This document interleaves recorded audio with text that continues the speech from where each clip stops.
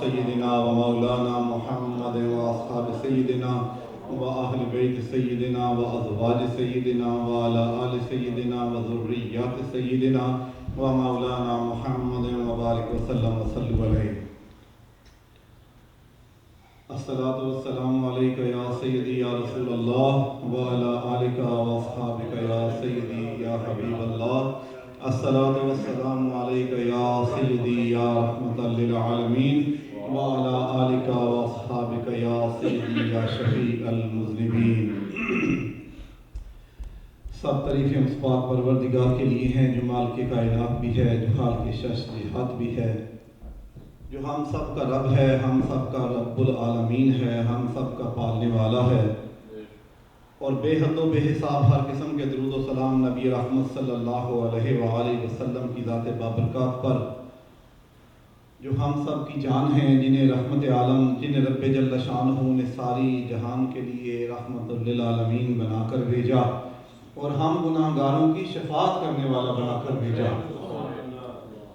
یہ اس کے کرم کی باتیں ہیں ساری.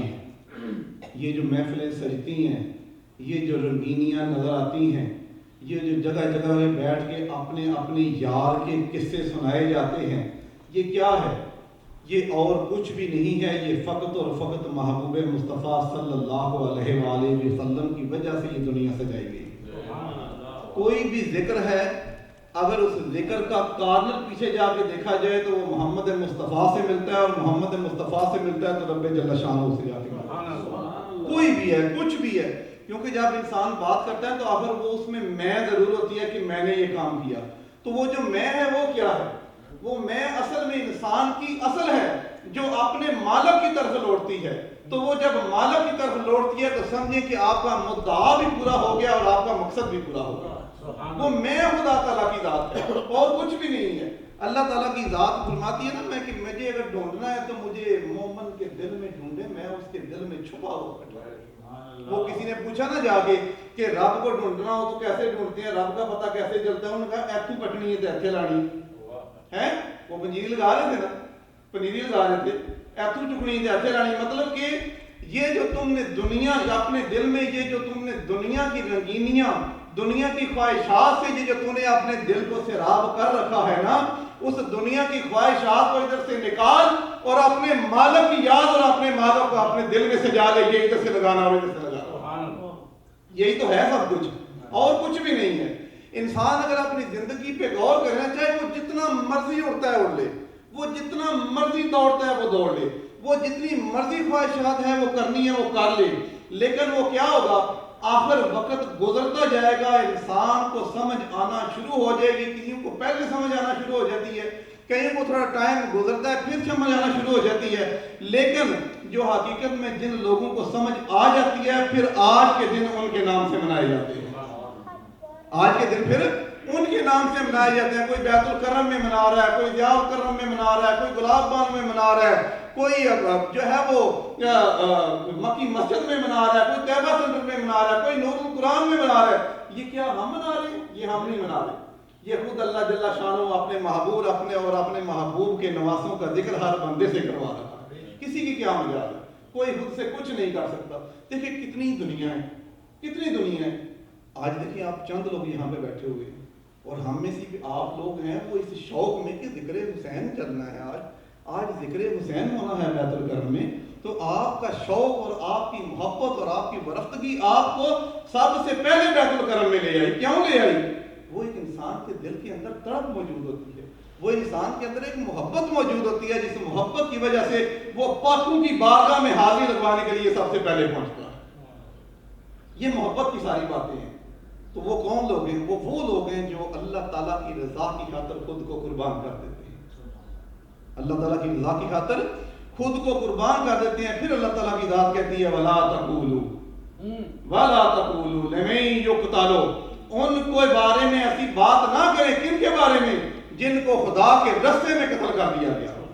فی سبیل اللہ اموات، جو خدا کے راستے میں مار دیے گئے ہوئی ہیں، جنہوں نے اپنی جانیں خدا کے راستے میں قربان کر دی. وَلَا تَقُولُوا لِمَن يُقْتَلُ فِي سَبِيلِ اللَّهِ أَمْوَاتٌ بَلْ أَحْيَاءٌ وَلَٰكِن لَّا تَشْعُرُونَ.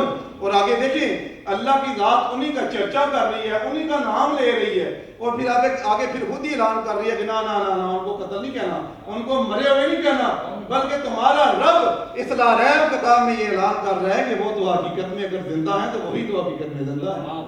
وَلَا تَشْعُرُونَ وَالْأَحْيَاءُ وَلَٰكِن لَا تَشْعُرُونَ۔ یہ دیکھیں آگے تاکید کا ورڈ استعمال کر دیا کہ تم لوگ ہرگز اس کا شعور نہیں رکھتے، وَلَٰكِن لَا تَشْعُرُونَ، تم لوگوں کو اس کا شعور ہی نہیں ہے، تمہیں عقل ہی نہیں ہے، تمہیں سمجھ ہی نہیں ہے۔ جو اللہ جل شانہ وہ جانتے ہیں وہ کائنات میں کوئی کچھ نہیں جان سکتے ہیں۔ کل وہ مسجد میں بیٹھے ہوئے، میرے پاس وہ بڑے اسٹوڈنٹ بھی آتے ہیں پڑھنے کے لیے، وہ 50-60 ایئرز اولڈ بھی آتے ہیں، تو وہ کچھ کویسچن چل رہے تھے، تو وہ مجھے کہتے ہیں کہ یہ نبی پاک صلی اللہ علیہ وسلم کے پاس یہ بھی تھا، یہ بھی تھا، یہ بھی باتیں یہ کدھر سے تھی؟